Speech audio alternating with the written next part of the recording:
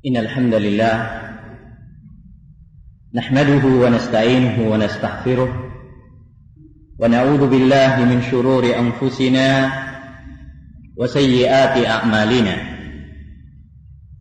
May yahdihillahu fala mudilla lahu wa may yudlil fala hadiya lahu.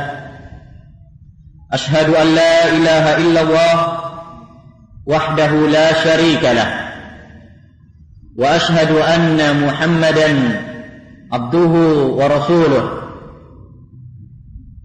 Qala Allahu tabaraka wa ta'ala, ya ayyuhalladzina amanu taqullaha haqqa tuqatih wa la tamutunna illa wa antum muslimun.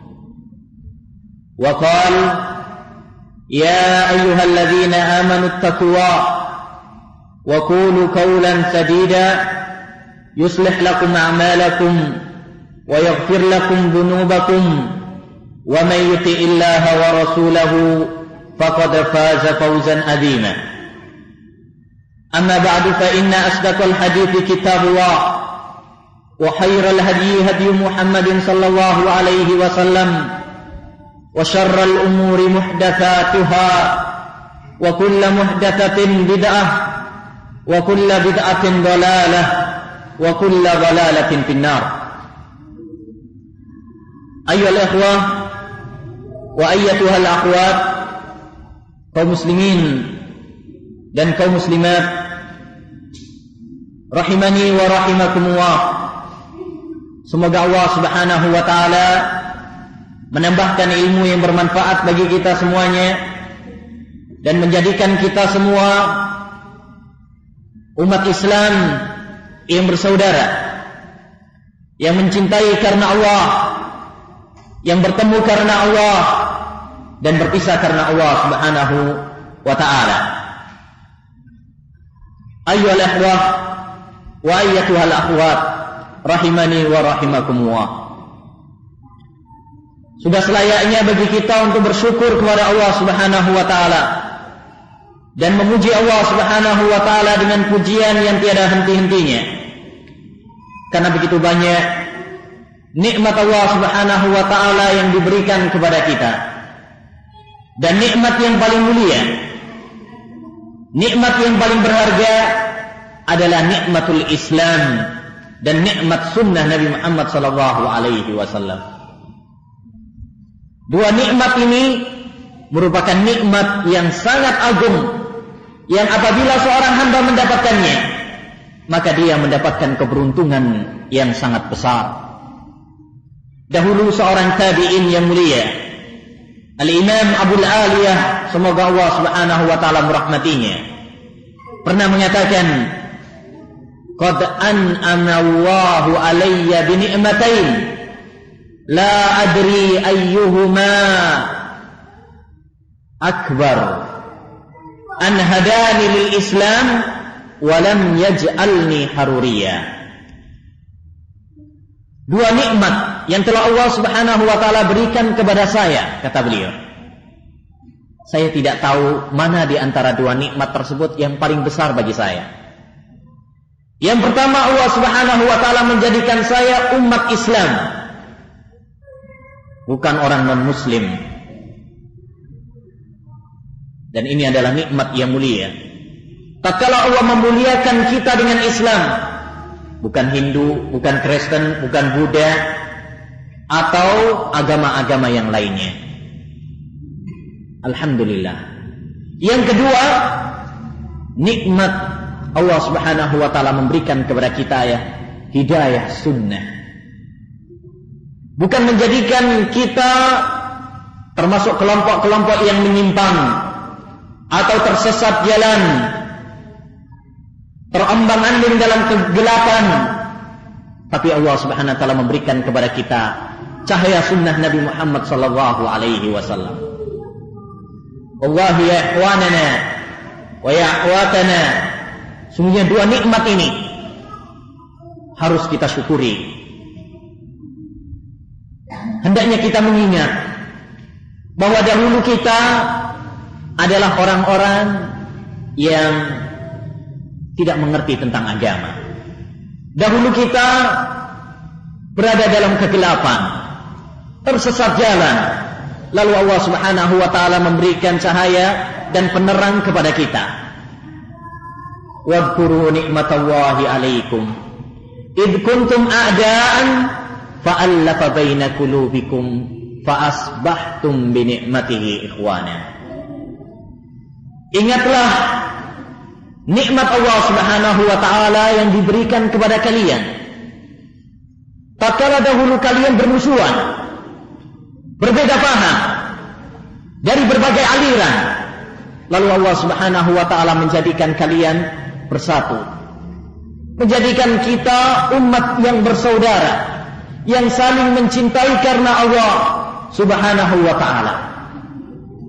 Ya, ingatlah nikmat tersebut dan jangan melupakannya.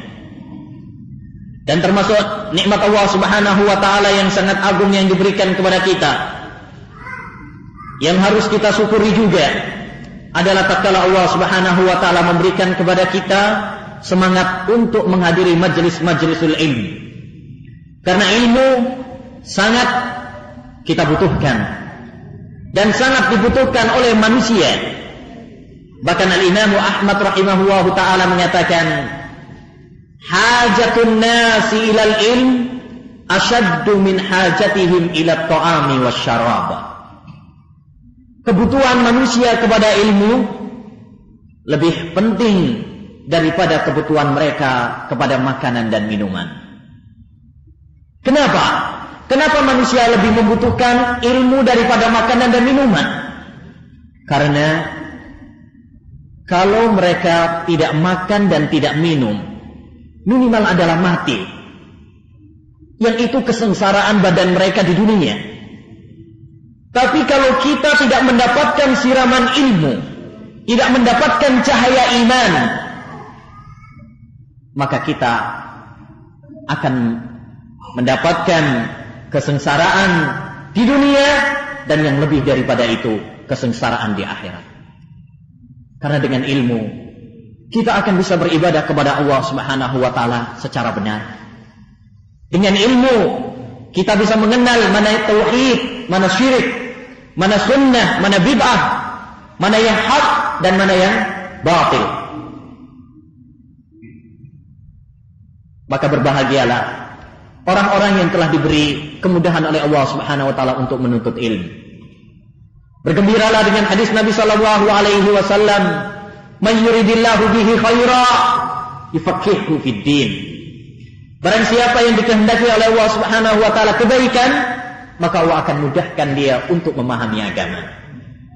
Wa ya akhi, fa ya ukhti, wahai hamba Allah Subhanahu wa taala, apabila Allah memberikan kemudahan kepadamu untuk menuntut ilmu agama, maka yakinlah bahwa itu adalah pertanda kebaikan bagi kita semuanya. Pertanda bahwa Allah Subhanahu wa taala menghendaki kebaikan bagi kita. Namun apabila Allah Subhanahu wa taala memalingkan kita dari ilmu, memalingkan kita dari majelis-majelisul ilmu, maka waspadalah. Barangkali itu adalah pertanda Allah tidak menginginkan kebaikan bagi kita. Maka hendaknya kita semuanya bersyukur kepada Allah dan bersemangat dalam menuntut ilmu dan menjaga nikmat ini, jangan sampai lepas daripada kita. Pernah dikatakan kepada Imam Ahmad rahimahullahu taala, sampai kapan wahai imam kamu menuntut ilmu, padahal kamu telah pandai, padahal kamu telah menjadi ulama? Maka kata beliau, ma'al mahbarati ilal makbarah, bersama pena sampai ke liang kubur. Bahkan tatkala Imam Ahmad bin Hanbal rahimahullahu taala di penjara, sebagaimana dalam peristiwa yang menakjubkan dalam sejarah, di mana beliau mempertahankan akidah bahwa Al-Quran adalah kalamullah, bukan makhluk. Dalam kondisi dia di penjara bersama beberapa sahabatnya, dan saat itu salah satu sahabatnya adalah Al-Imam Abu Yusuf, salah seorang sahabat Imam Abu Hanifah. Tatkala beliau berdua menanti hukuman pancung, hukuman kematian. Beberapa hari sebelumnya Imam Ahmad mengatakan kepada Imam Abu Yusuf, "Wahai Abu Yusuf, ceritakan kepadaku hadis-hadis tentang mengusap sepatu dari Nabi sallallahu alaihi wasallam." Maka berkata Abu Yusuf, "Ya hada, wahai orang ini, apakah dalam keadaan seperti ini, dalam kondisi seperti ini kamu bertanya tentang ini? Kondisi kita kritis, besok kita akan dipancung, besok kita akan dibunuh. Apakah kamu bertanya kepadaku tentang hadis?" Apa jawaban Imam Ahmad? "Inni uridu an alqawah wa ana talibu ilm." Saya ingin bertemu dengan Allah Subhanahu wa ta'ala, sedangkan saya sebagai seorang penuntut ilmu. Allahu Akbar. Demikianlah semangat para ulama rahimahumullah ta'ala dalam menuntut ilmu, dan kisah-kisah mereka begitu banyak sekali. Pernah dikatakan kepada Imam Ibnul Mubarak, seandainya kamu dihidupkan kembali wahai Imam setelah kematianmu, apa yang kamu inginkan di dunia ini? Ya, apa kata Imam Ibnul Mubarak? Saya ingin Allah Subhanahu wa ta'ala menjadikan saya seorang penuntut ilmu. Oleh karenanya ayyuhal ikhwah rahimani wa rahimakumullah, saya menasihatkan diri saya pribadi dan kepada kaum muslimin semuanya, dan terutama para ikhwah dan para jamaah yang hadir dalam majelis ilmu ini. Marilah kita bersemangat dalam menuntut ilmu agama. Marilah kita menambah wawasan kita tentang ilmu agama, selaya berdoa kepada Allah Subhanahu wa ta'ala seperti yang diperintahkan Allah kepada nabinya yang mulia, Rabbi zidni ilma. Ya Allah, tambahkanlah ilmu yang bermanfaat bagiku. Ma'asyiral muslimin wal muslimat, ayyuhal ikhwah wa wal akhwat rahimani wa rahimakumullah. Pada pertemuan yang berbarokah ini insyaallah ta'ala, kita akan membahas salah satu topik pembahasan yang sangat penting bagi kita. Pembahasan tersebut adalah dengan judul kelembutan dakwah atau hikmah dakwah Ahlus Sunnah wal Jamaah terhadap para penentang dakwahnya. Demikian judul aslinya. Ya, seperti yang diminta oleh para panitia kepada saya, judul aslinya adalah kelembutan atau hikmah dakwah Ahlus Sunnah wal Jamaah terhadap para penentang dakwahnya. Oleh karenanya, untuk membahas judul ini, insyaallah kita akan membahas pada 3 poin pembahasan. Yang pertama, siapakah Ahlus Sunnah wal Jamaah dan siapakah Ahlul Bid'ah dan bagaimana ciri-ciri mereka. Yang kedua, poin yang kedua,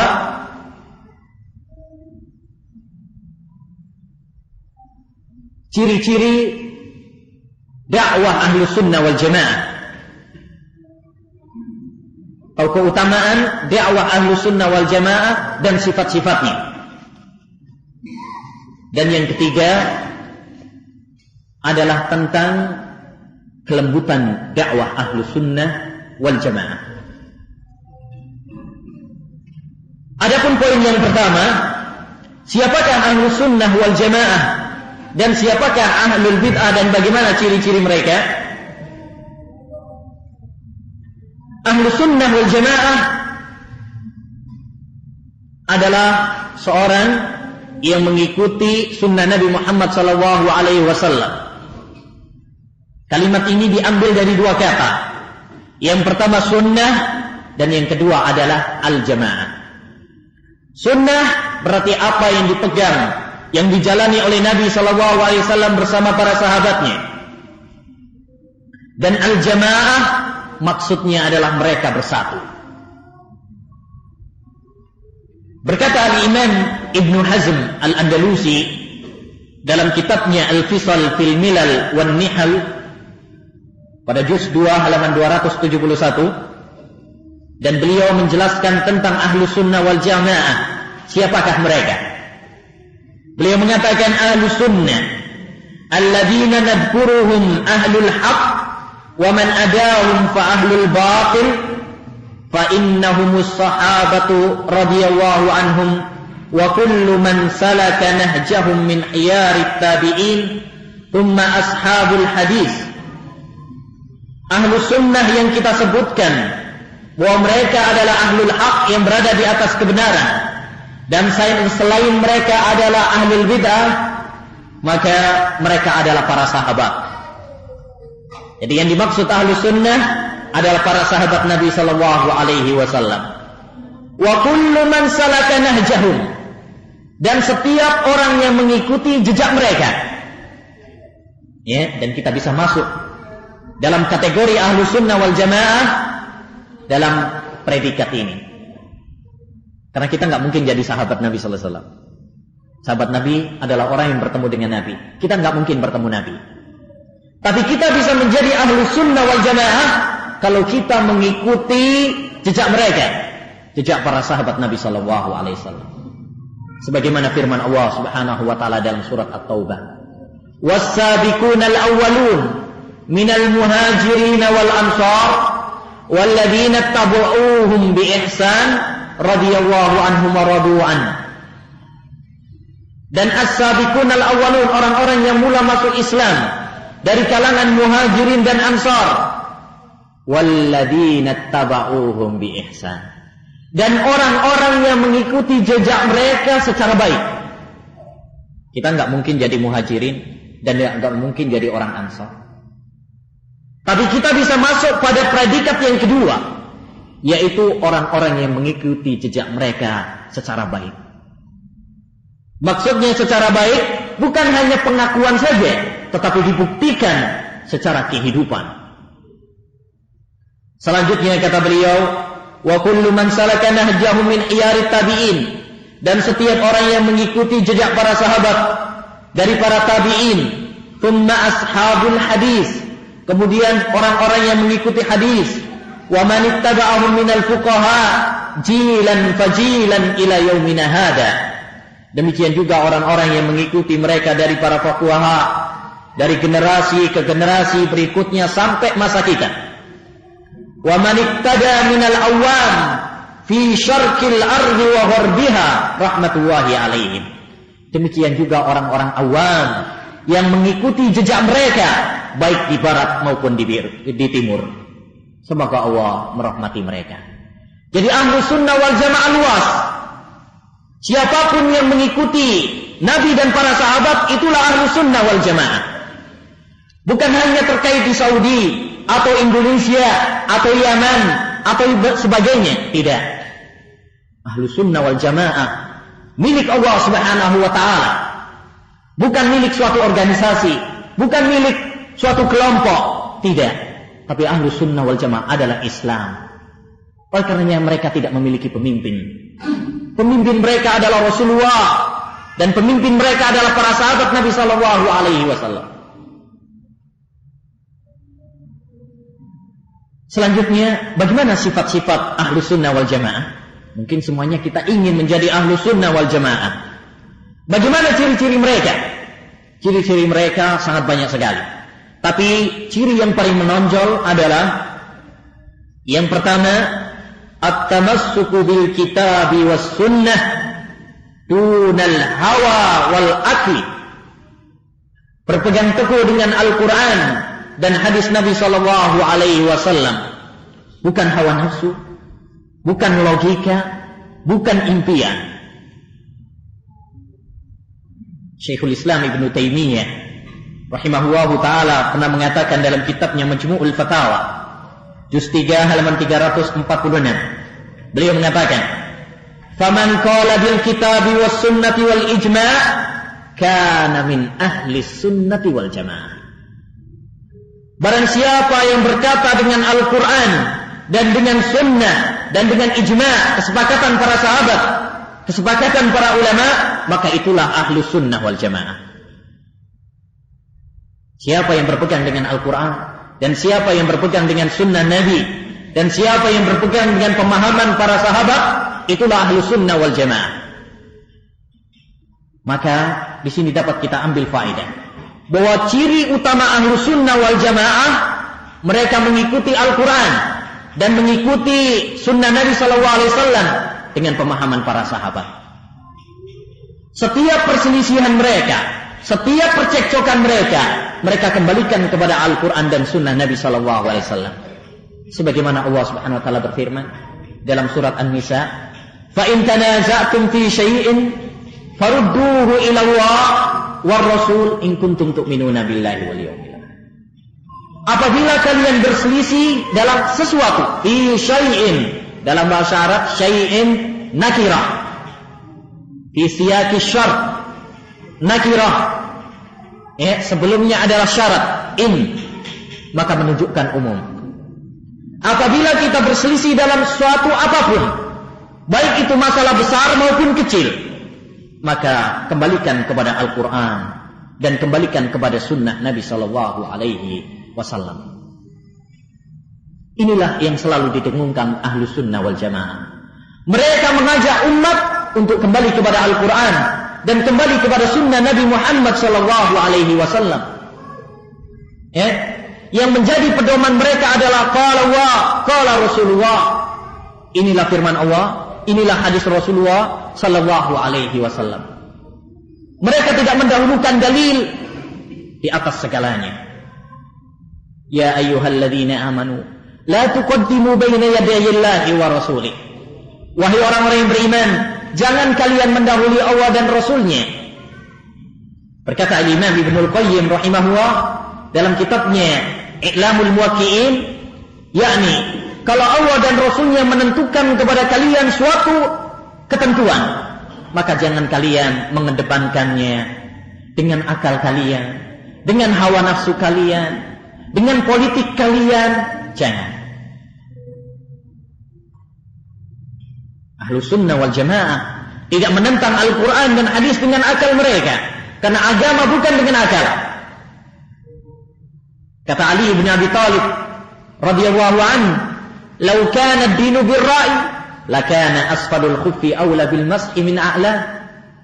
Seandainya agama itu berdasarkan dengan akal, tentunya bagian bawah sepatu lebih utama untuk diusap daripada bagian atasnya. Karena yang bagian bawah itu yang kotor. Lakinni ra'aitu Rasulullah yamsahu ala dhahiri haffai. Tetapi saya melihat Rasulullah SAW mengusap bagian atasnya. Menunjukkan kepada kita bahwa agama ini bukan berdasarkan logika, bukan berdasarkan akal, tapi berdasarkan qala Allah, qala Rasulullah. Oleh karenanya ayyuhal ikhwah rahimani wa rahimakumullah, janganlah kita meninggalkan Al-Quran dan sunnah Nabi SAW hanya karena logika orang atau pendapat orang. Jangan. Sekalipun dia terlihat lincah berbicara. Suatu saat pernah datang kepada Imam Malik rahimahullah seorang, "Wahai Imam, saya ingin mendebatmu." Apa kata Imam Malik? "Aw kullama ja'ana rajulun ajdalu min rajulin tarakna ma ja'a bihi Jibril ala Muhammadin sallallahu alaihi wasallam." Apakah setiap kali datang kepada kita seorang yang lebih lincah berbicara, kita tinggalkan apa yang dibawa Jibril kepada Nabi Muhammad SAW? Tidak. Kita harus tetap berpegang kepada Al-Quran dan Sunnah Nabi SAW. Kita tidak boleh tertipu dengan kepandaian seorang dalam berbicara, atau kepandaian seorang dalam menguraikan kata. Tidak. Tapi yang menjadi pedoman bagi kita adalah apa yang menjadi sandarannya. Apakah yang menjadi sandarannya adalah Al-Quran dan hadis Nabi Sallallahu Alaihi Wasallam, ataukah sekedar logika? Yang kedua, ciri yang kedua, sebenarnya ciri banyak sekali, tapi saya sebutkan dua saja. Ciri ahlu sunnah wal jamaah yang kedua adalah al-jamaah itu sendiri. Apa makna al-jamaah? Yaitu bersatu. Mereka bersatu di atas Al-Quran dan di atas hadis Nabi SAW, tidak berpecah belah, tidak bercerai-berai. Allah Subhanahu wa taala berfirman, "Wa'tasimu bihablillahi jami'an wa la tafarraqu." Hendaknya kalian berpegang teguh dengan Al-Quran dan dengan hadis, tali Allah Subhanahu wa taala. Kenapa Al-Quran dan hadis disebut tali Allah? Karena tali itu artinya penyebab.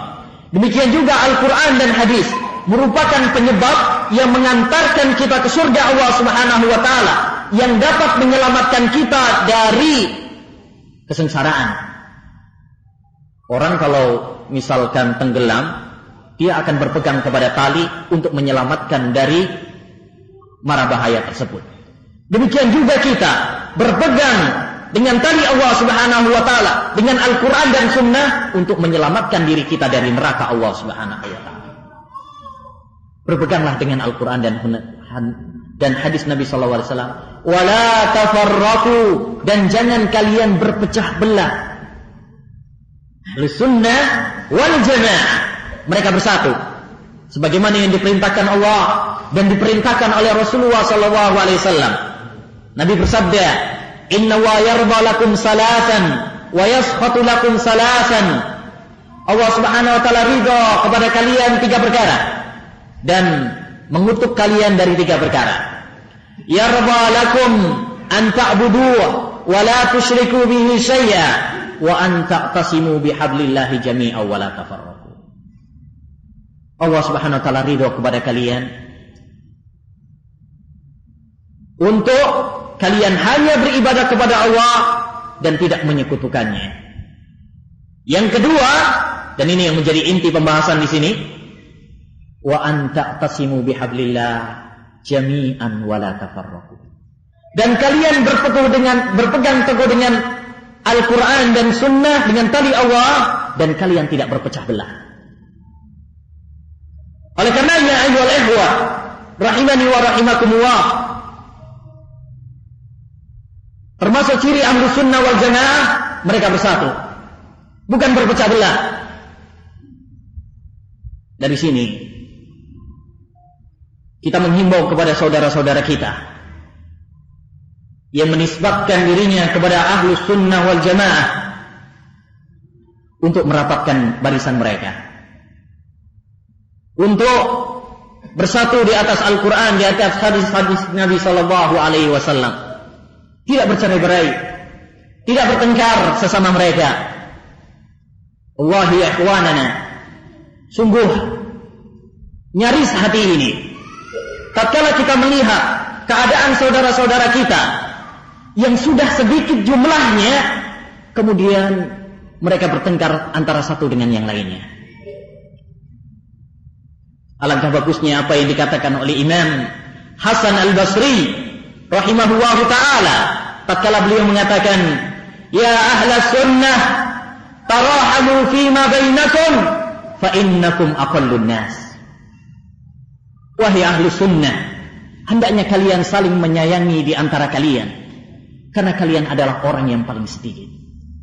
Naam, kita ahlu sunnah wal jamaah adalah ghuraba, orang-orang yang asing di tengah masyarakatnya, di tengah kampungnya, di kantornya, di sekolahnya, bahkan mungkin di rumahnya.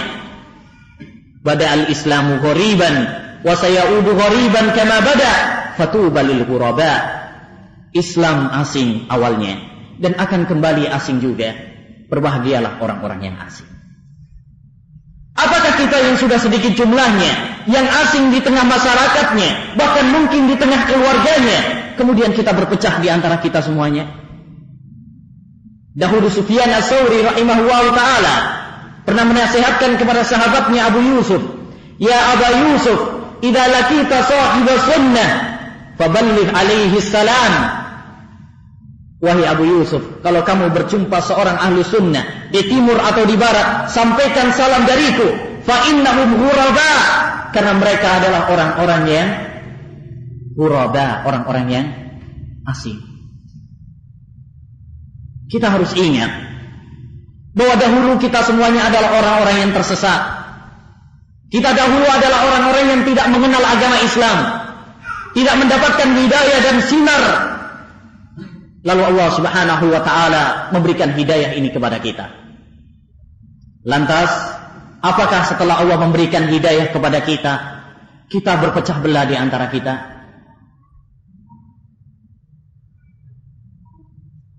Naam. Jadi ayyuhal ikhwah rahimani wa rahimakumullah, ini adalah sebuah nasihat. Ahlus sunnah wal jamaah. Jangan kita menisbatkan kepada ahlus sunnah wal jamaah, tetapi kita sendiri menyelisihi ciri ahlus sunnah wal jamaah. Adapun perbedaan, perselisihan adalah sesuatu yang pasti terjadi. Namun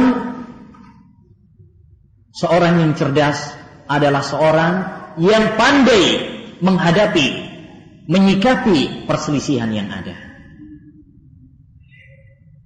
Dahulu Al-Imam Asy-Syafi'i rahimahullahu ta'ala pernah berselisih pendapat dengan seorang sahabatnya Yunus As-Sadafi, sehingga kemudian mereka berpisah. Tatkala bertemu lagi, apa kata Imam Syafi'i rahimahullah? Ya Aba Musa, afala nakunu ihwanan wa illam nahtalif fi mas'alah wa in nahtalif fi mas'alah. Wahai Abu Musa, apakah kita tidak bisa tetap bersaudara sekalipun kita berselisih pendapat dalam sebagian permasalahan? Perselisihan itu adalah pasti di dunia ini. Ya, perbedaan pendapat itu adalah suatu hal yang wajar, tabiat. Tetapi hendaknya kita menyikapi kapan kita harus toleransi dalam perselisihan. Kalau memang perselisihan yang sepele, perselisihan yang kecil, maka hendaknya kita berlapang dada, kita toleransi. Imam Ahmad rahimahullah ta'ala pernah mengatakan, memuji Ishaq bin Rahawai. Beliau mengatakan Ishaq adalah salah seorang ulama, sekalipun kita ada perbedaan dengannya. Perbedaan pendapat adalah satu hal yang pasti. Tapi demikianlah akhlak para ulama. Mereka dapat toleransi, berlapang dada menghadapi perselisihan dan perbedaan pendapat. Kita berpindah kepada yang kedua, yaitu ahlul bid'ah dan sifat mereka. Adapun ahlul bid'ah, kapan seorang disebut ahlul bid'ah dan ahlul ahwa, ini perlu dicermati. Syekhul Islam Taimiyah rahimahullahu ta'ala mengatakan dalam kitabnya Majmu'ul Fatawa juz 35 halaman 414. Beliau mengatakan, wal bid'atul lati yu'addu biha ar-rajulu min ahli al-ahwa mashtahara inda ahli al-ilmi bis sunnah mukhalafatuha lil kitabi was sunnah ka bid'atil khawarij wal rawafid wal qadariyah wal murji'ah. Dan bid'ah yang seorang itu nanti dianggap sebagai seorang ahlul bid'ah dan ahlul ahwa adalah apabila bid'ah tersebut populer di antara ahlul ilmi bahwa bid'ah tersebut bertentangan dengan Al-Quran dan Sunnah. Jadi lihat bahwa bid'ah yang menjadikan seorang itu adalah pelaku bid'ah, ahlul bid'ah, dicap ahlul bid'ah, itu kalau bid'ah tersebut adalah bid'ah yang jelas-jelas bertentangan dengan Al-Quran dan Sunnah. Adapun apabila bid'ah yang di sana ada ijtihad di kalangan para ulama atau perselisihan di kalangan para ulama, terutama masalah-masalah fikih, maka ini tidak menjadikan seorang yang menyelisihinya dianggap ahli bid'ah. Kabid'atul khawarij, seperti bid'ahnya orang-orang khawarij atau rawafid, Syiah atau qadariyah yang mengingkari takdir, atau murji'ah yang mengatakan bahwa iman itu hanya cukup di hati dan sebagainya.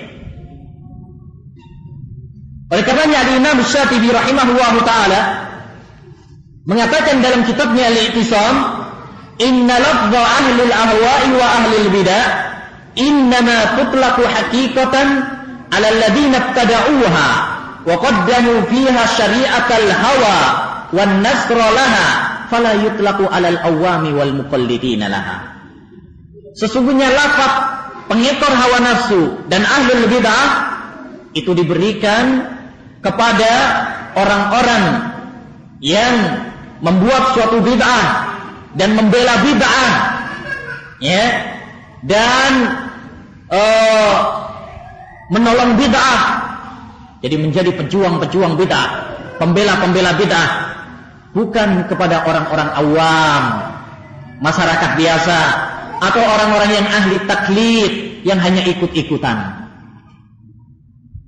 Jadi ini, ayo ikhwah rahimani wa rahimakumullah, kita enggak sembarangan kemudian mengecap ahlul bid'ah, padahal mungkin orang yang kita cap adalah orang yang enggak ngerti tentang apa-apa, yang enggak ngerti mungkin apa itu sunnah, apa itu bid'ah. Ya, harus diketahui bahwa ahlul bid'ah itu memiliki beberapa tingkatan. Tidak semuanya kemudian kita harus sikapi keras, ya, dan tidak semuanya kita sikapi dengan lemah lembut. Di sana ada beberapa tingkatan. Oleh karenanya, dalam kitab Masail Imam Ahmad yang ditulis oleh Imam Abu Dawud rahimahullahu ta'ala, beliau pernah mengatakan kepada Imam Ahmad, perhatikan athar ini, lana aqaribu bi Khurasan yarawna al-irja fanaktubu ila Khurasan hal nukri'uhumus salam. Kata Imam Abu Dawud bertanya kepada Imam Ahmad. Imam Abu Dawud itu muridnya Imam Ahmad. Beliau mengatakan, saya memiliki beberapa kerabat di Khurasan, mereka memiliki pemahaman irja'. Lalu kita menuliskan surat kepada mereka, apakah kita memberikan ucapan salam kepada mereka? Apa jawab Imam Ahmad? Subhanallah, limadza la tukri'uhum? Maha suci Allah, kenapa kamu tidak memberikan salam kepada mereka? Qultu li Ahmad, hal nukallimuhum? Ya, kemudian saya bertanya lagi kepada Imam Ahmad, apakah boleh saya mengajak bicara kepada mereka? Qala na'am, illa ayyakuna da'iyan wa yukhasimu fi. Ya, kata Imam Ahmad, boleh saja, ya, kecuali apabila dia adalah seorang yang penyeru bid'ah dan membelanya. Oleh karenanya, termasuk kesalahan yang dilakukan oleh sebagian saudara-saudara kita, mereka memukul rata dalam menyikapi ahlul bid'ah, padahal mungkin itu orang biasa saja, masyarakat biasa yang hanya ikut-ikutan, atau orang yang bodoh, yang terjerembab di dalam kegelapan. Tidak bisa kita pukul rata seperti itu. Bahkan insya Allah nanti akan kita bahas bahwa Syekhul Islam Taimiyah rahimahullah ta'ala menyatakan bahwa athar-athar salaf, ya, yang menunjukkan bahwa mereka keras terhadap ahlul bid'ah, ya, keras, ya, tidak boleh duduk-duduk kepada mereka, tidak boleh ngomong-ngomong sama mereka, ya, itu dibawa kepada keadaan mereka yang pada zaman tersebut sikap keras adalah cocok bagi mereka. Yang hal ini tergantung melihat kepada kondisi, ya, melihat kepada kondisi maslahat dan mafsadatnya. Pada zaman kita sekarang, wallahu a'lam, hukum secara global, masyarakat kita rata-rata adalah orang-orang yang jahil, orang-orang yang jauh dari agama Allah Subhanahu wa ta'ala, yang apabila kita sikapi keras, malah mereka akan lari dari dakwah kita. Oleh karenanya, yang perlu dikedepankan adalah lemah lembut terhadap masyarakat kita. Sebagaimana firman Allah Subhanahu wa ta'ala, "Fabima rahmatin minallah lintalahum walau kunta faddan ghalidhal qalbi lam faddu min hawlik." Dengan rahmat Allah Subhanahu wa ta'ala hendaknya kamu berlemah lembut kepada mereka. Seandainya kamu bersikap keras, tentu mereka akan lari darimu. Siapa yang disebut dalam ayat ini? Allah Subhanahu wa taala menunjuk kepada Nabi Muhammad sallallahu alaihi wasallam. Kata Allah Subhanahu wa taala, seandainya kamu wahai Nabi bersikap keras, mereka akan bubar darimu. Padahal yang dihadapi Nabi adalah para sahabat. Bagaimana dengan masyarakat kita? Ya, boleh. Memang kadang-kadang kita bersikap keras.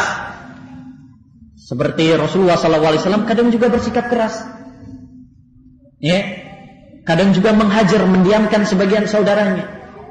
Kadang bersikap lunak, kadang juga bersikap keras. Tapi Rasulullah menempatkan sesuatu pada tempatnya. Bersikap keras apabila kekerasan baik baginya, bermanfaat baginya. Dan bersikap lembut ya, bagi orang-orang yang sebaiknya disikapi dengan lemah lembut. Dan perlu kita ketahui, ayyuhal ikhwah rahimani wa rahimakumullah, bahwa asal di dalam dakwah ila Allah Jalla wa Ala adalah lemah lembut. Jangan terbalik. Ahlussunnah wal Jamaah ya, asas dakwah mereka adalah pertama kalinya adalah lemah lembut.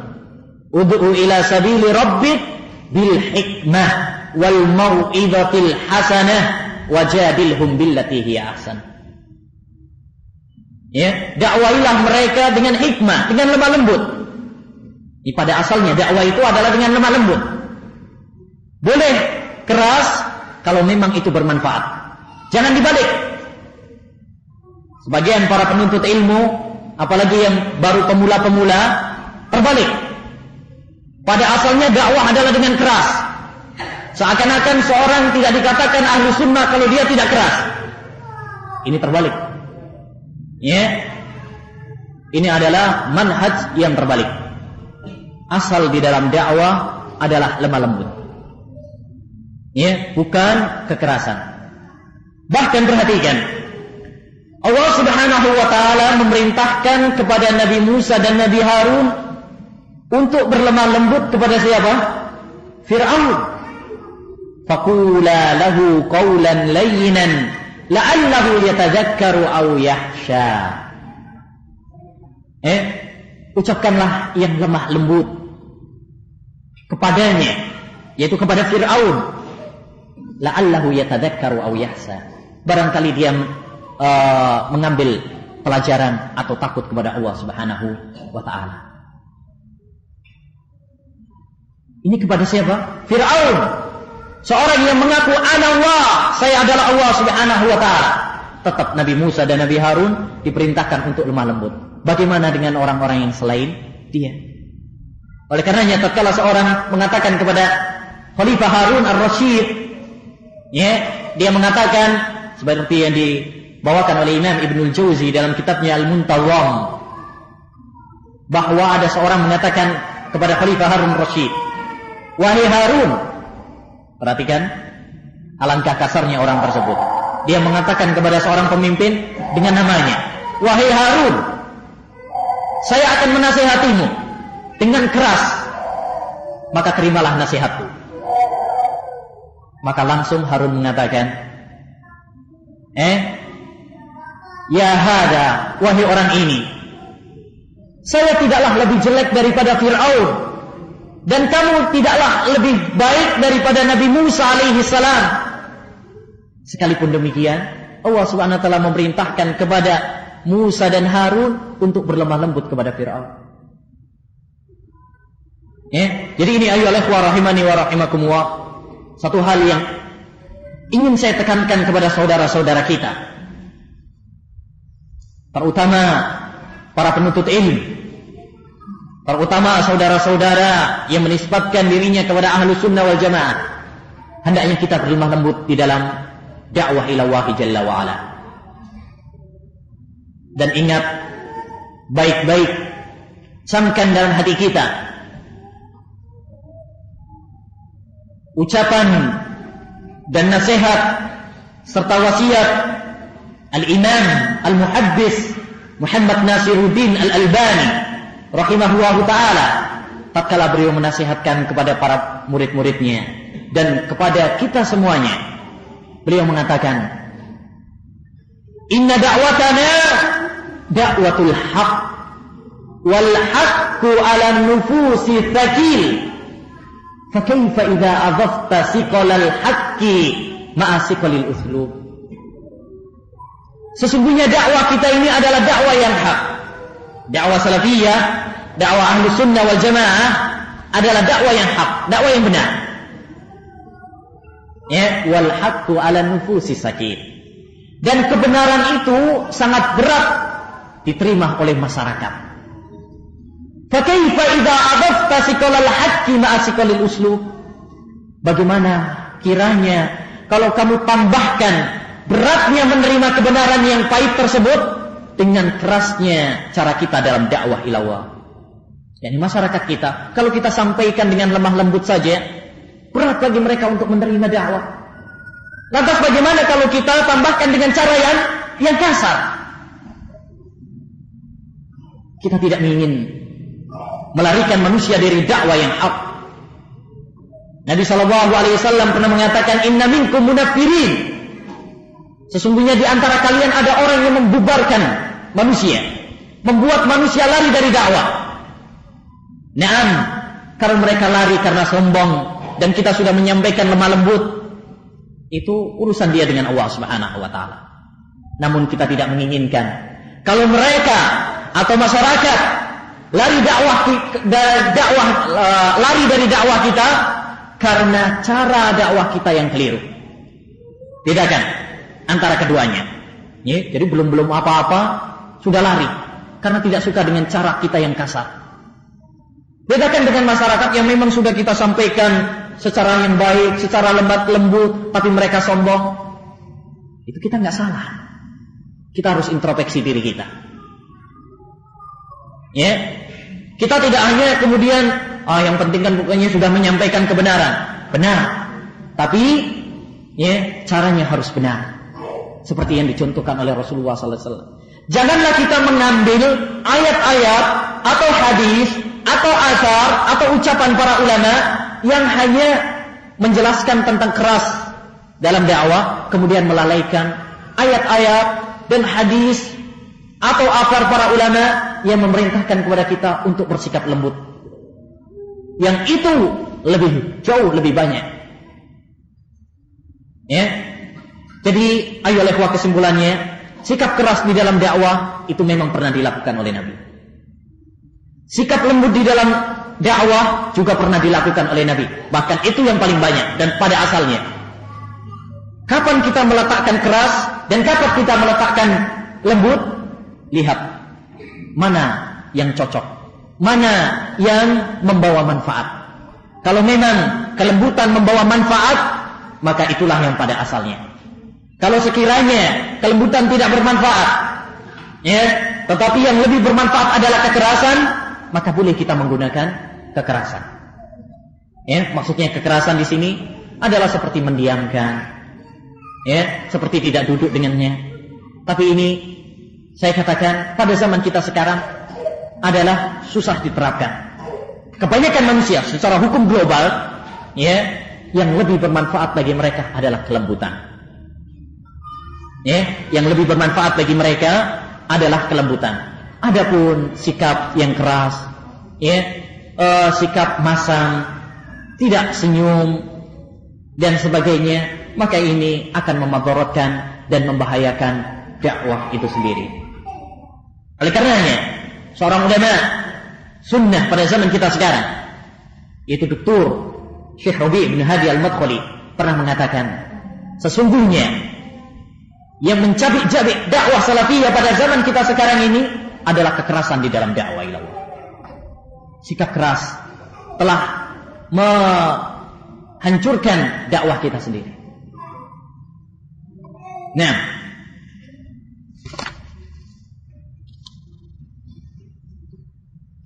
kita masih berbicara tentang sifat ahlul bid'ah.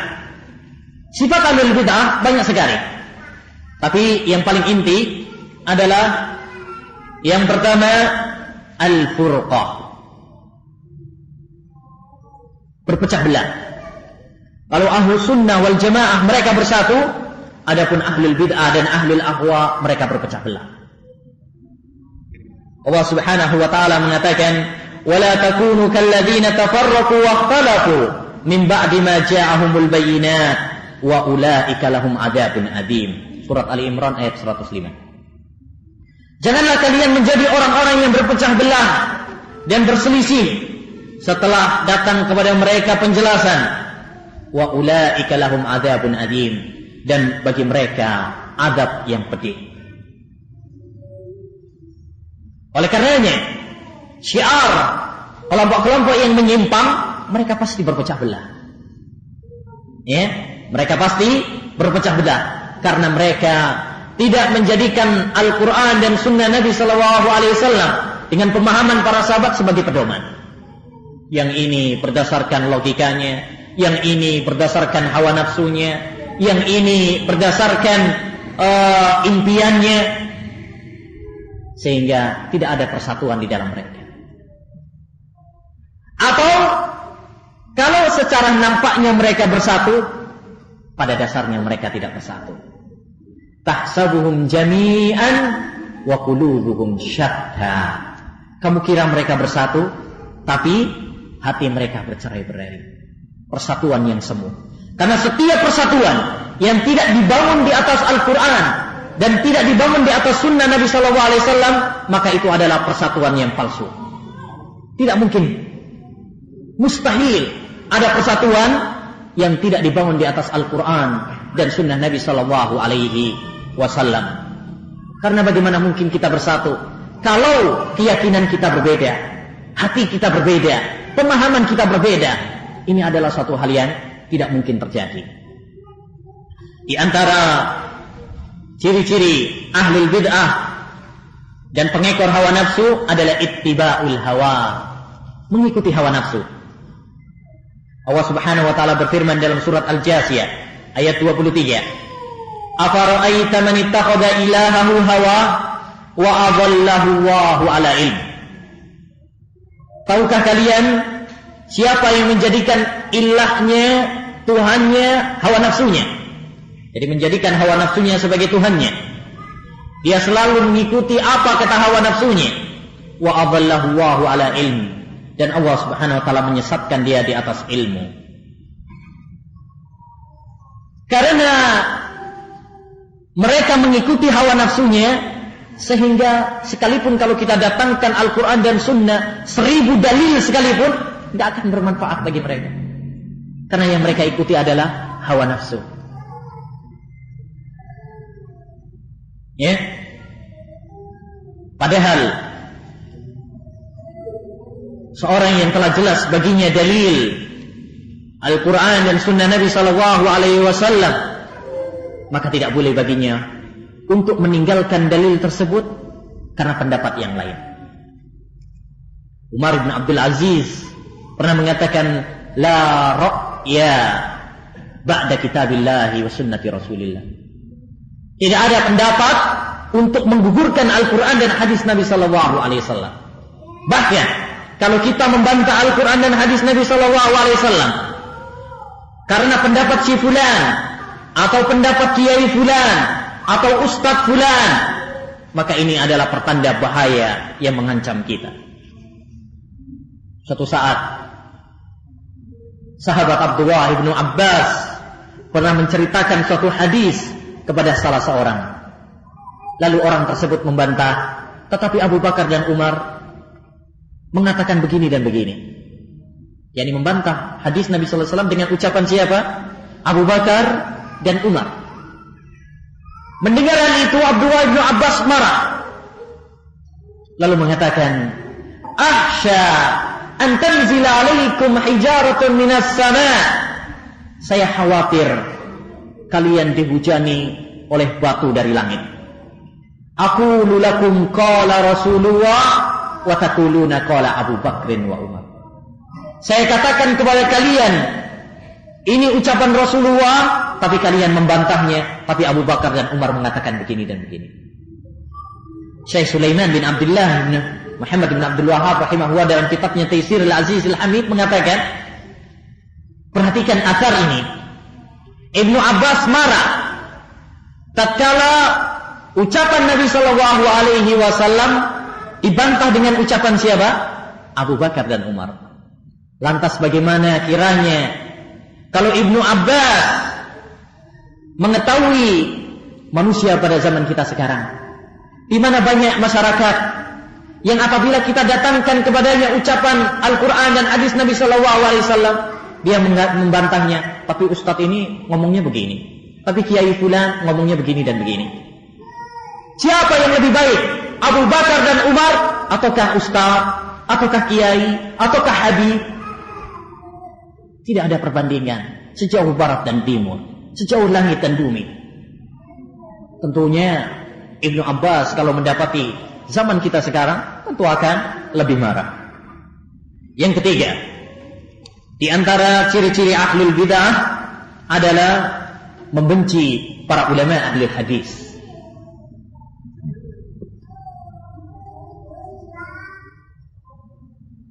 Dan kebencian mereka kepada para ulama ahlul hadis bukan karena pribadinya, bukan karena harta mereka, bukan, tetapi karena ilmu dan dakwah yang mereka emban. Ahmad ibn Sinan al-Qattan pernah mengatakan, "Laisa fid dunya mubtadi' illa wa huwa yubghidu ahlal hadis." Tidak ada di dunia ini seorang ahlul bid'ah pun kecuali dia membenci ahlul hadis. Dan berkata al-Imam Abu Hatim Ar-Razi rahimahullahu ta'ala, beliau mengatakan, alamatu ahlil bid'ah al-waqi'atu fi ahlil athar wa alamatu zanadiqah tasmiyatuhum ahlas sunnah hasawiyyah yuriduna ibtal al-athar. Tanda-tanda ahlul bid'ah adalah mencela ahlus sunnah, ahlul hadis, dan menggelari mereka dengan gelar-gelar yang melarikan. Ya, karena banyak orang menggelari ahlus sunnah wal jamaah dengan gelar-gelar yang melarikan. Gelar Wahabi lah, ekstrim, fundamentalis, aliran keras, teroris, atau yang lain. Yang dimana masyarakat kalau mendengarnya seram. Oh iya, ini aliran keras ini. Ya. Nah, inilah ciri-ciri ahlul bid'ah. Inilah ciri-ciri ahlul ahwa. Baik. Yang keempat, termasuk tanda-tanda ahlul bid'ah dan ahlul ahwa, takfiru mukhalifihim bi ghairi dalil. Mengkafirkan orang yang menyelisih mereka tanpa dalil.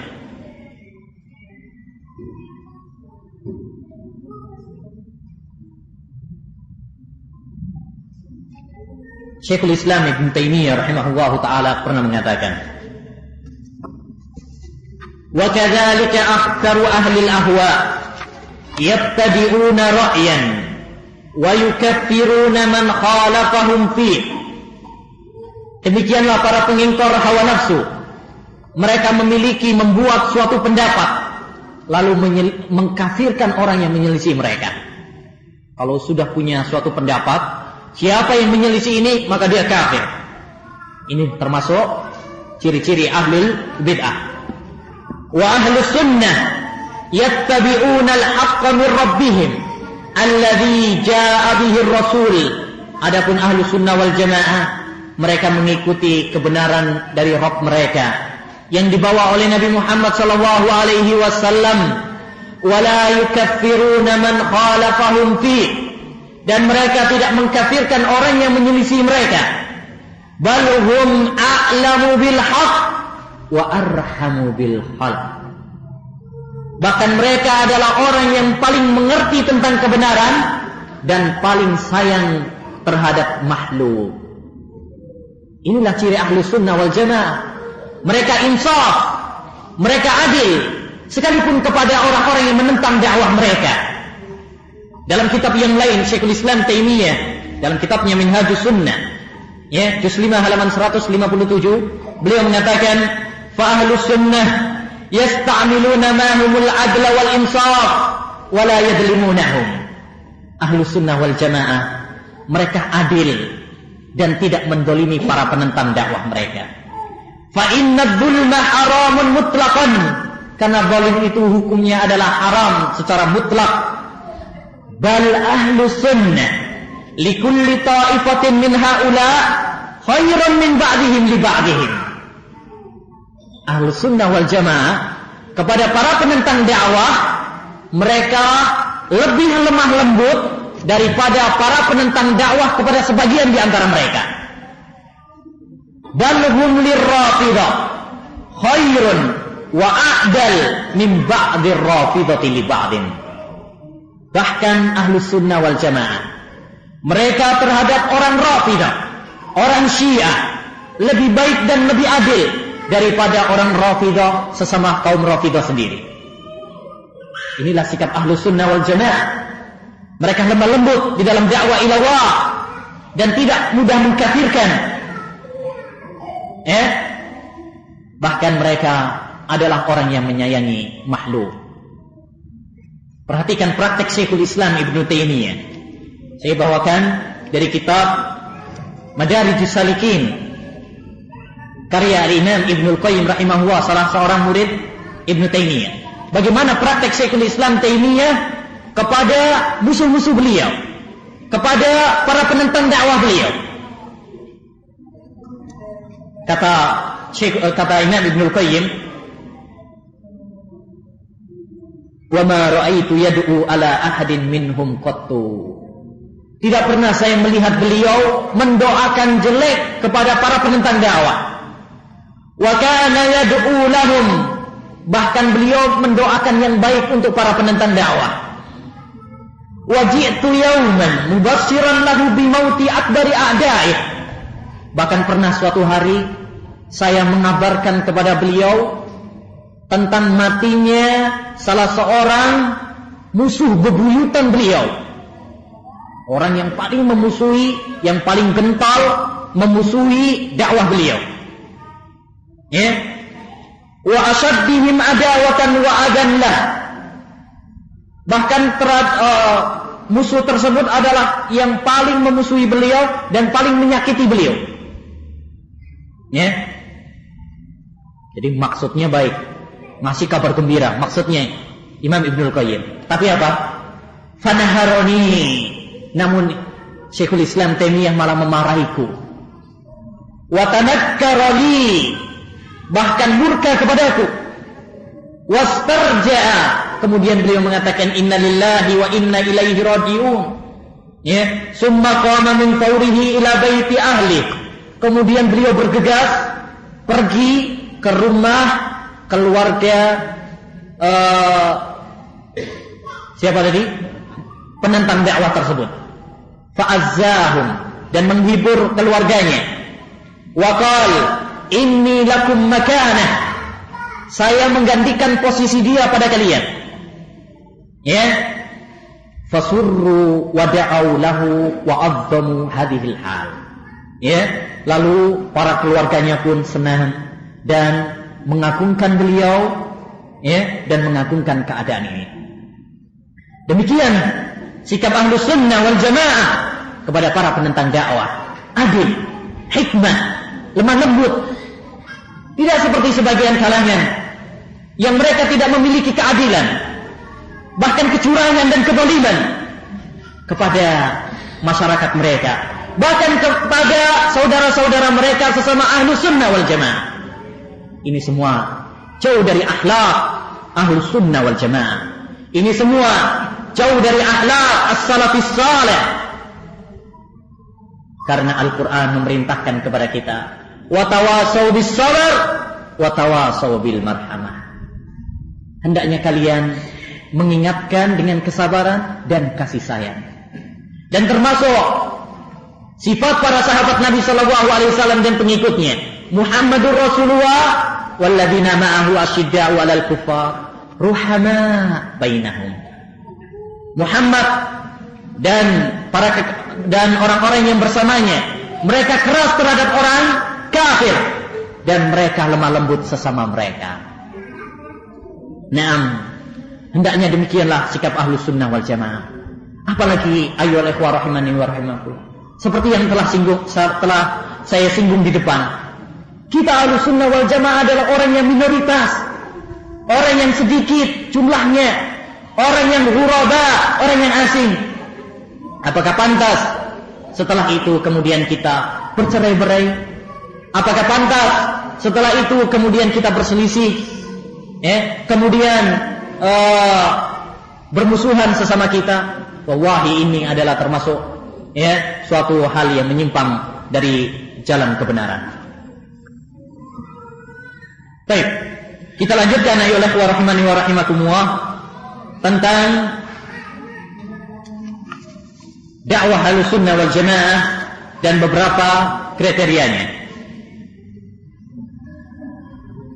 Dakwah ilallah, yakni mengajak manusia kepada agama Allah Subhanahu wa taala, termasuk ibadah yang sangat mulia dan memiliki banyak keutamaan. Di antaranya yang pertama, dakwah berarti merupakan tugas para rasul, para nabi, orang-orang yang mulia. Allah Subhanahu wa taala berfirman dalam surat Yusuf ayat 108, "Qul hadhihi sabili ad'u ila Allah ala basiratin ana wa man ittaba'ani." Ini adalah jalanku. Ad'u ila Allah, saya mengajak kepada Allah Subhanahu wa taala. Ana di atas ilmu, ana wa man ittaba'ani, saya dan orang-orang yang mengikuti saya. Jadi kalau kita ingin menjadi pengikut Rasulullah sallallahu alaihi wasallam, maka hendaknya kita mempersiapkan diri kita menjadi para juru dakwah ilallah yang mengajak manusia untuk kembali kepada Al-Quran dan kembali kepada sunnah Nabi sallallahu alaihi wasallam. Yang kedua, dakwah merupakan jalan menuju kejayaan Islam. Allah Subhanahu wa taala berfirman dalam surat Ali Imran ayat 110, "Kuntum khayra ummatin ukhrijat lin-nas ta'muruna bil ma'ruf wa tanhauna 'anil munkar wa tu'minuna billah." Kalian adalah sebaik-baik umat. Ya, kapan? Kapan kita menjadi umat yang jaya dan umat yang baik? Ya, ta'muruna bil ma'ruf. Kalau kalian memerintahkan manusia kepada kebajikan dan melarang manusia dari kemungkaran serta beriman kepada Allah. Adapun apabila kita tidak berdakwah, tidak menyuruh manusia kepada kebaikan dan tidak melarang mereka dari kejelekan, maka akan hilang kejayaan dari kita. Sebagaimana fakta pada zaman kita sekarang, di mana banyak manusia melalaikan dakwah ilallah, maka Allah Subhanahu wa taala memberikan kerendahan, kehinaan kepada kaum muslimin. Yang hal ini tidak bisa diangkat, ya, kecuali dengan kembali kepada pangkuan Al-Quran dan sunnah Nabi sallallahu alaihi wasallam. Yang ketiga, dakwah ilallah jalla wa ala merupakan sebab kemakmuran suatu negeri. Allah Subhanahu wa taala berfirman dalam surat Hud ayat 107, "Wa ma kana rabbuka liyuhlikal qura bidzulmin wa ahluha muslihun." Tidaklah Rabbmu akan menghancurkan suatu desa, membinasakan suatu desa dengan kezaliman, wa ahluha muslihun, kalau penduduknya memperbaiki. Ya, kalau penduduknya memperbaiki keadaan mereka dan keadaan orang lain, maka Allah Subhanahu wa taala tidak akan menurunkan azab, tidak akan menurunkan bencana kepada kita semuanya. Oleh karenanya kita khawatir, malah bencana demi bencana, musibah demi musibah yang menimpa negeri ini, salah satunya adalah dikarenakan karena kebanyakan umat Islam meninggalkan kewajiban dakwah ilallah jalla wa ala. Yang keempat, termasuk keutamaan dakwah ilallah jalla wa ala, bahwa orang yang berdakwah ilallah akan mendapatkan pahala orang yang mengikuti mereka.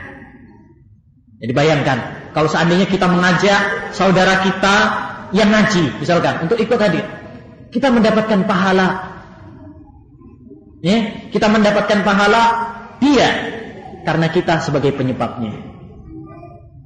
La ayyahdiyallahu bika rajulan wahida khairun laka min umrin na'am.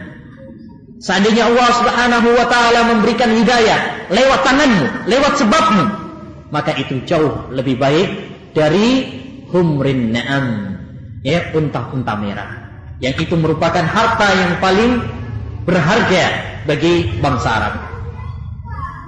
Dan dakwah ila Allah jalla wa ala ayyuhal ikhwah, yang mengajak manusia kepada jalan Allah, tidak terbatas kepada suatu tempat, tidak terbatas pada waktu, dan tidak terbatas pada suatu cara, selagi tidak bertentangan dengan cara Rasulullah sallallahu alaihi wasallam dalam dakwah. Ya, dari segi waktu yang menunjukkan bahwasanya dakwah tidak terbatas pada waktu. Lihatlah Nabi Nuh alaihi salam, dia berdakwah kepada kaumnya siang dan malam. Qala rabbi inni da'utu qaumi lailan wa nahara. Ya, wahai Rabbku, sesungguhnya saya mengajak kaumku siang malam. Ya, demikian juga dakwah tidak terbatas pada tempat. Lihatlah Nabi Yusuf alaihi salam, tatkala beliau di penjara, beliau mendakwai.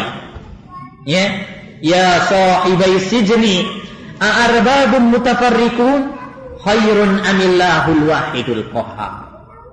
Wahai dua sahabatku yang di penjara, apakah Tuhan-Tuhan yang banyak, yang lebih baik, ataukah Allah Subhanahu wa taala yang Maha Esa?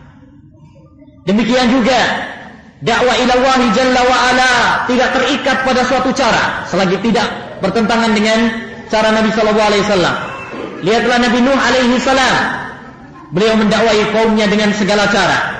Summa inni a'lantu lahum wa asrartu lahum israra.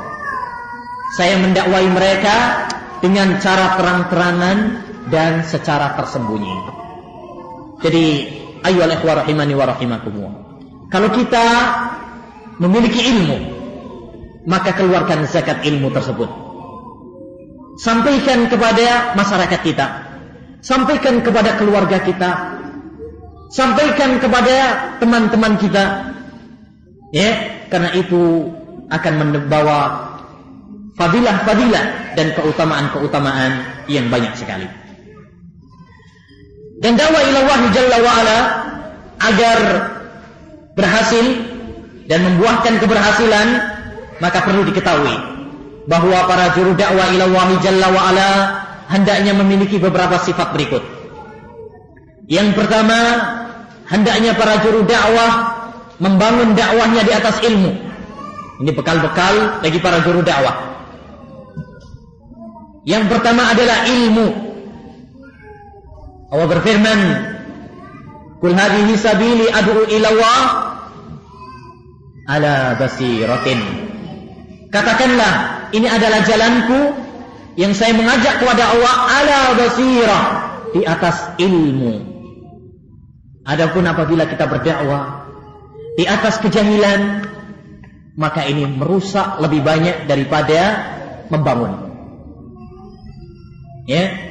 Merusak lebih banyak daripada memperbaiki. Sebagaimana kata Umar ibn Abdul Aziz, oleh karenanya ya akhi wa ya ukhti, sebelum kita berdakwah, sebelum kita beramal, ilmuilah terlebih dahulu. Al-Imam Al-Bukhari membuat suatu bab dalam kitabnya Sahihul Bukhari, bab al-ilmu qabla al-qawli wal amal. Bab ilmu sebelum ucapan dan perbuatan. Dan perlu diketahui bahwa yang dimaksud dengan ilmu dalam dakwah ila Allah jalla wa ala mencakup dua hal. Yang pertama, ilmu tentang apa yang akan kita dakwahkan. Ya, ini ilmu tentang agama Islam. Jangan sampai kita mendakwakan, ternyata yang kita dakwakan malah keliru, bertentangan dengan Al-Quran dan hadis. Maka ini merusak lebih banyak daripada memperbaiki. Allah Subhanahu wa taala berfirman, "Wala taqfu ma laysa laka bihi ilm, inna sam'a wal basara wal fu'ad kullu ulaika kana anhu mas'ula." Jangan kalian berbicara tanpa ilmu, karena sesungguhnya pendengaran, penglihatan, hati, semuanya akan dimintai pertanggungjawaban di hadapan Allah Subhanahu wa taala. Yang kedua,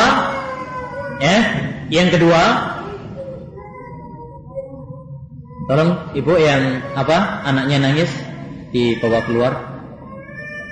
Nah, yang kedua, ilmu tentang keadaan orang yang kita dakwai.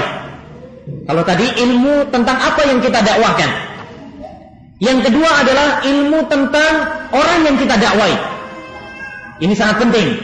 Ayyuhal ikhwah rahimani wa rahimakumullah.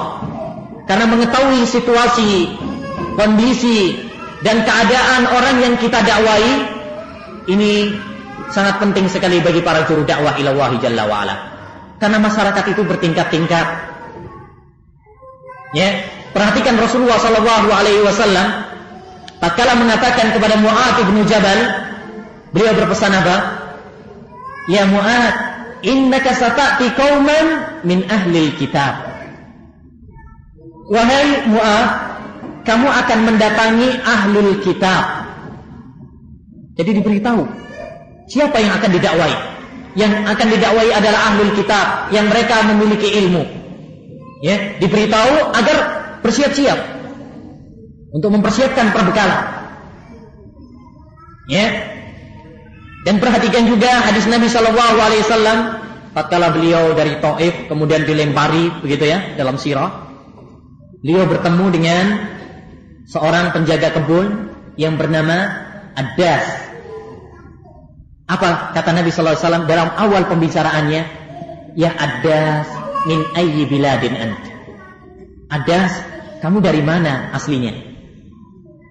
Di sini dapat kita ambil faedah bahwa termasuk cara dalam kita berdakwah, termasuk hikmah dalam dakwah, kita mengetahui tentang kondisi dakwah. Dia dari mana? Kemudian latar belakangnya bagaimana? Karena orang itu berbeda-beda masyarakat kita. Bagaimana kita berceramah atau mengajar kepada orang yang tua? Bagaimana dengan anak yang muda? Bagaimana dengan anak pelajar? Berbeda-beda. Maka seorang dai ila Allah Jalla wa Ala harus bijaksana. Harus bijaksana. Enggak bisa kemudian dipukul rata. Orang misalkan baru masuk Islam atau baru mengenal dakwah ila Allah yang benar, langsung dikerasin, ya besok enggak datang lagi. Jadi ini ayyuhal ikhwah rahimani wa rahimakumullah sangat penting sekali, yaitu mengetahui tentang orang yang kita dakwai. Baik, yang kedua termasuk bekal dalam dakwah ila Allah Jalla wa Ala adalah sabar. Dan kesabaran dalam dakwah ila Allah Jalla wa Ala mencakup 3 hal. Yang pertama, kita sabar dalam dakwah, artinya tidak terputus. Kita lanjut dan terus di dalam dakwah ila Allah Jalla wa Ala. Sekalipun mungkin yang hadir sedikit, sekalipun yang mendengarkan sedikit, sekalipun yang mendengarkan misalkan para pendengarnya ramai, ada yang nangis, ada yang berisik, kita sabar. Walaupun mungkin sudah diingatkan, kita sabar. Nah, yang kedua, sabar di dalam tantangan, menghadapi tantangan dalam dakwah ila Allah Jalla wa Ala. Karena dalam dakwah ila Allah Jalla wa Ala di sana ada tantangan. Ada sebagian orang yang memusuhi kita. Ada sebagian orang yang tidak senang. Sebagaimana itu sunnatullah pada setiap dakwah. Perhatikan kata Waraqah bin Naufal tatkala mengetahui apa yang didakwahkan oleh Nabi Muhammad SAW, apa kata Nabi? Apa kata Waraqah? Lam ya'ti rajulun bimisli ma ji'ta bihi illa udi. Tidak ada seorang pun yang membawa seperti yang kamu dakwahkan kecuali dia akan apa? Dimusuhi. Setiap orang yang mengemban dakwah seperti yang kamu emban, mereka akan dimusuhi. Dan itu merupakan sunnatullah Jalla wa Ala. Rasulullah Allah Subhanahu wa taala berfirman, "Wa kadzalika ja'alna likulli nabiyyin aduwwan minal mujrimin wa kafaa bi rabbika hadiyan wa nasira." Demikianlah kami menjadikan pada setiap nabi para musuh dari orang-orang yang berdosa. Wa kafa bi rabbika hadiyan wa nasira. Dan cukuplah Rabbmu sebagai orang yang memberikan petunjuk dan penolong. Yang ketiga, ya, bentuk sabar yang ketiga adalah sabar dalam menghadapi, ya, ucapan-ucapan yang tidak mengenakkan atau perbuatan-perbuatan yang merintangi dalam dakwah ilallahi jalla wa'ala. Ya, julukan-julukan dari orang yang menggelari dakwah ilallahi jalla wa'ala atau selainnya. Wa kadzalika ma atal ladzina min qablihim min rasul illa qalu sahirun aw majnun. Demikianlah tidak ada, ya, yang sampai kepada orang-orang sebelum mereka dari kalangan rasul kecuali mereka mengatakan bahwa seorang rasul tersebut adalah tukang sihir atau orang gila. Jadi lihat, Nabi Muhammad SAW dulu dan para nabi dahulu juga mendapatkan omongan-omongan dan gelar-gelar yang tidak mengenakan.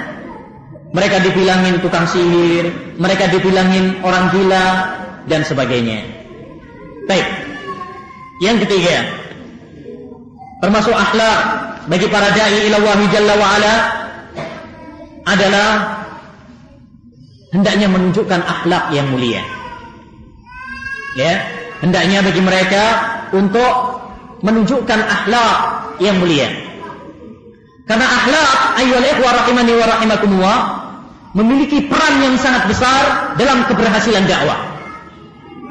Rasulullah sallallahu alaihi wasallam pernah bersabda, "Innama bu'istu li utammima makarimal akhlak." Saya diutus untuk menyempurnakan akhlak. Dan saya akan memberikan dua kasus yang merupakan contoh bahwa akhlak sangat memiliki peran yang sangat besar di dalam keberhasilan dakwah. Contoh yang pertama adalah masuknya Islam ke Indonesia. Terlepas dari perselisihan para ulama tentang kapan Islam masuk ke Indonesia, apakah pada pada abad pertama Hijriah ataukah pada abad ke-7, terlepas perselisihan para ahli sejarah tentang bagaimana Islam ketika masuk ke Indonesia, apakah Islam yang murni ataukah Islam yang berbau tasawuf, terlepas daripada itu semuanya, para ahli sejarah Indonesia bersepakat bahwa Indonesia atau Islam masuk ke negara Indonesia bukan dengan kekerasan, tetapi dengan apa? Dengan akhlak yang mulia. Di mana para juru dakwah waktu itu, mereka sebagai pedagang, ya, penjual, kemudian menampakkan akhlak yang mulia. Lalu orang-orang Indonesia yang saat itu adalah orang Buddha, Hindu, ya, animisme dan sebagainya, mereka salut dengan dakwah yang mereka bawa karena keindahan akhlak mereka. Ini menunjukkan bahwa akhlak memiliki peran yang sangat besar di dalam keberhasilan dakwah. Contoh yang kedua, apa yang diceritakan oleh Syekh Al-Bassam dalam kitabnya Ulama Najd tentang kisah Syekh Ahmad ibn Isa, seorang ulama Najd. Beliau adalah seorang pedagang kain. Dia mengambil kain dari bosnya yang bernama Syekh Abdul Qadir At-Tilmisani. Dan bosnya ini adalah seorang sufi. Dalam bisnisnya, Syekh Ahmad ibnu Isa selalu bermuamalah dengan cara yang baik. Ya, selalu bermuamalah dengan cara yang baik. Selalu tepat cicilannya. Kalau utang, pas cicilannya. Ya. Kemudian suatu saat bosnya yang sufi tadi berkomentar. Dan begitu indah komentarnya. Dia mengatakan, 40 tahun lamanya saya berbisnis dengan manusia, tidak saya dapati seorang yang lebih baik daripada engkau, wahai Wahabi. Ya. kayaknya isu-isu yang beredar bahwa Wahabi itu adalah orang yang nggak senang sama Rasulullah, kayaknya nggak bener deh. Masa orang yang nggak senang sama Rasulullah akhlaknya indah seperti kamu? Ya, ikhwan. Ya, perhatikan akhlak. Ya, dimana karena karena akhlak yang mulia, akhirnya orang tersebut simpati kepada dakwah salafiyah. Yang setelah itu kemudian terjadi dialog, diterangkan bahwa itu adalah tuduhan dusta. Yang pada kemudian hari Syekh Abdul Qadir Al-Insani menerima dakwah salaf. Bandingkan hal ini dengan akhlak sebagian saudara-saudara kita, ya, sehingga terkadang kita sedih. Ada komentar miring dari sebagian masyarakat, males bisnis sama teman-teman ngaji. Kenapa? Mendingan sama orang awam aja, orang masyarakat biasa aja. Kenapa? Utang nggak pernah dibayar. Utang cicilannya nggak tepat. Sedikit-sedikit afwan. Afwan melulu, maaf terus. Bandingkan hal ini dengan akhlak yang diterapkan oleh para ulama, sehingga hal ini menjadikan orang-orang yang awalnya anti terhadap dakwah kita, kemudian karena kelembutan dan akhlak yang terpuji, kemudian mereka menerima dakwah. Demikianlah hendaknya ayyuhal ikhwah rahimani wa rahimakumullah, kita menampakkan akhlak yang mulia kepada masyarakat kita. Mana senyum kita kepada masyarakat? Tabassumuka li akhika shadaqah. Senyummu kepada saudaramu adalah sedekah. Apa perlu biaya? Apa itu perlu membutuhkan tenaga yang ekstra? Enggak. Tabassumuka li akhik sedekah yang sekarang dilupakan banyak orang. Mana salam kita kepada masyarakat? Nyapa kalau menjumpai mereka, jabat tangan tatkala bertemu dengan mereka, menjenguk orang yang sakit di antara mereka. Ikhwan, kita harus menerapkan ilmu yang telah kita ilmui. Janganlah ilmu yang kita ambil hanya sekedar sebagai wacana saja. Mari akhlak-akhlak yang terpuji tersebut kita terapkan di dalam kehidupan ini. Banyak sebagian teman salah dalam memahami praktek kepada masyarakat. Mereka menyangka, dan ini sangat penting sekali saya sampaikan. Kita kan biasa kadang nggak menghadiri undangan-undangan mereka yang mungkar atau yang bid'ah. Entah itu tahlilan atau maulidan atau apalah, yang itu memang tidak ada contohnya dari Nabi. Dan itu benar. Kita nggak menghadiri acara-acara yang mungkar. Namun bukan berarti kemudian kita tidak bermasyarakat. Kita tetap bisa bermasyarakat kepada mereka dengan cara-cara yang tidak ada kemungkaran di dalamnya. Kita menjenguk di antara mereka yang sakit, kita membantu bagi mereka yang membutuhkan bantuan, kita mengucapkan salam apabila bertemu dengan mereka, kita senyum tatkala bertemu dengan mereka. Sehingga dengan demikian ayyuhal ikhwah, tidak ada prasangka buruk dari masyarakat. Orang ini memang nggak suka sama kita. Enggak. Kita nggak menghadiri karena memang itu nggak ada dalilnya. Orang akan paham. Lambat laun orang akan tahu bahwa kita nggak hadir itu bukan karena kita nggak bermasyarakat. Buktinya dalam yang lain kita tetap bermasyarakat. Misalkan atau dalam acara-acara yang tidak bertentangan, gotong royong misalkan, atau acara RT yang tidak ada bertentangan di sana, tidak ada acara maksiat, kita tetap bisa. Dan ini adalah suatu hal yang saya menghimbau kepada saudara-saudara kita. Bahkan saya ingatkan kepada wasiat Al-Imam Ibnu Daqiq, Al-Imam Ibnu Aqil, sebagaimana dinukil oleh Imam Ibnu Muflih dalam kitabnya Al-Adab Asy-Syar'iyyah. Beliau mengatakan, la yanbaghi mukhalafatu adatin nas illa fi ma hurrim. Tidak selayaknya bagi kita untuk menyelisihi adat masyarakat kita selama hal itu bukan yang haram. Jadi kalau adat-adat tersebut selagi tidak bertentangan dengan ajaran Islam, ikuti adat-adat masyarakat. Karena itu adalah akan menjadikan mereka menerima dakwah kita. Bukankah Rasulullah SAW ketika pertama kali datang ke Madinah, dia berusaha untuk mengikuti masyarakatnya Ahlul Madinah?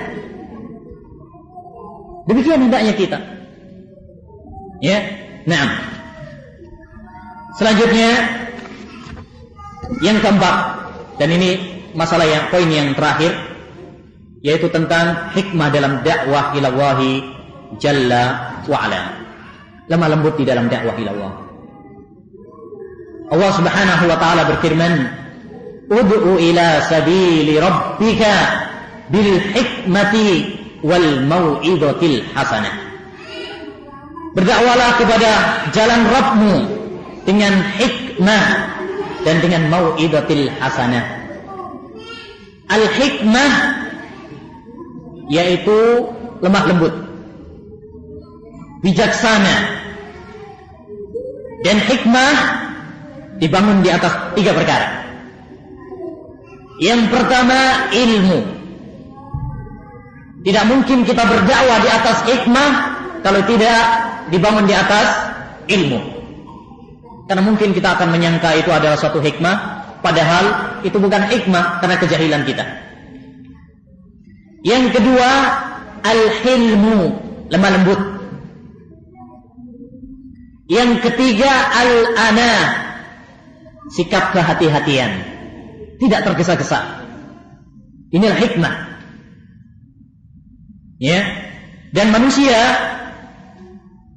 dalam menghadapi hikmah ini, dalam hikmah dalam dakwah, menjadi 3 golongan.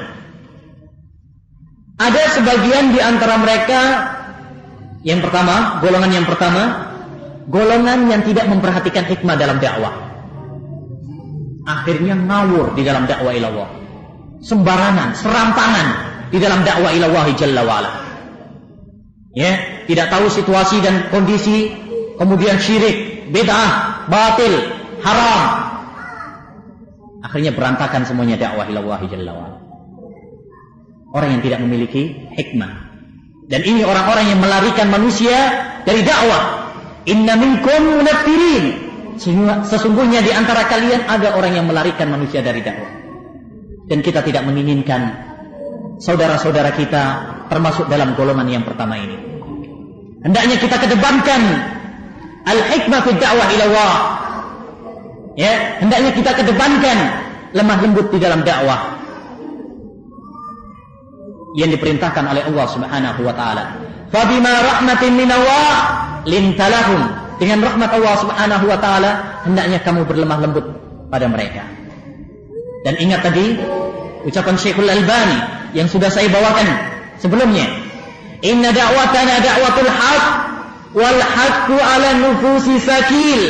Fa kaifa idza adhafta siqalal haqqi ma'a siqalil uthlu. Sesungguhnya dakwah kita adalah dakwah yang benar. Dan kebenaran itu pahit diterima masyarakat, berat diterima masyarakat. Maka jangan kamu tambahkan pahitnya kebenaran ini dengan kasarnya kamu di dalam dakwah. Ya, sebagian para penuntut ilmu atau ikhwan-ikhwan yang baru ngaji semangatnya 45. Sebenarnya baru ngaji sebentar langsung, ya, Pak, Ibu, ya, Ibu langsung pakai cadar, ya, Bapak nggak boleh langsung harus cingkrang. Akhirnya bapak-bapaknya manggut-manggut aja. Ini anak kok berani sekali baru kemarin sore. Akhirnya emosi. Dan itu banyak terjadi emosi. Ya, dasar anak kemarin sore. Kalau kamu mau tinggal di rumah silakan. Kalau enggak angkat kaki. Akhirnya bingung. Nah, ini golongan yang pertama, yaitu golongan yang tidak memiliki hikmah di dalam dakwah ila Allah. Sehingga terkadang mengingkari suatu kemungkaran, tapi malah mengakibatkan kemungkaran yang lebih besar. Dan ini tidak boleh. Haram. Apabila kita mengingkari suatu kemungkaran, apabila menimbulkan kerusakan yang lebih besar. Dalilnya, hadis Nabi Shallallahu Alaihi Wasallam tentang kisah seorang Arab Badui yang kencing di masjid. Dalam Bukhari dan Muslim diceritakan bahwa ada suatu saat ada orang Arab Badui tahu-tahu datang ke masjid kencing di pojok. Namanya juga orang Badui, orang Arab gunung. Akhirnya para sahabat melotot semuanya. Sampai di antara mereka ada yang sudah ngangkat kain. Ya, mau terjadi pertengkaran. Melihat hal itu, Nabi Shallallahu Alaihi Wasallam menegur mereka. Jangan, tunggu dulu. Ya, diamkan sampai dia selesai. Setelah selesai, baru kemudian Nabi Shallallahu Alaihi Wasallam memerintahkan kepada para sahabat untuk mengambil seember air, lalu menyiramnya. Kemudian setelah itu Nabi memanggil orang Arab Badui tersebut, seraya mengatakan, wahai hamba Allah, ini adalah masjid Allah, nggak pantas kalau kemudian dikencingin. Ini adalah tempat untuk sholat, untuk zikir, untuk membaca Al-Quran. Subhanallah. Melihat kelembutan dakwah Nabi Shallallahu Alaihi Wasallam tersebut, apa komentar orang Arab Badui tersebut? Allahumma arhamni wa Muhammadan, wa la tarham ma'ana ahadan. Ya Allah, sayangi saya sama Muhammad saja, yang lain jangan kamu sayang. Ya, baik. Di sini yang menjadi perhatian kita, Nabi Shallallahu Alaihi Wasallam bukan tidak mengingkari kemungkaran. Tatkala melihat ada orang tersebut kencing di masjid, bukan berarti itu bukan kemungkaran, itu kemungkaran. Tapi Nabi tidak mengingkarinya saat itu. Kenapa? Karena kalau diingkari tengah-tengah kencing akan mendatangkan kerusakan yang lebih besar. Coba apa kerusakannya? Yang pertama, membahayakan orang tersebut. Di mana sih orang rasanya tengah-tengah kencing, kok kemudian ditegur, dihardik, macet. Wah. Itu yang pertama. Yang kedua,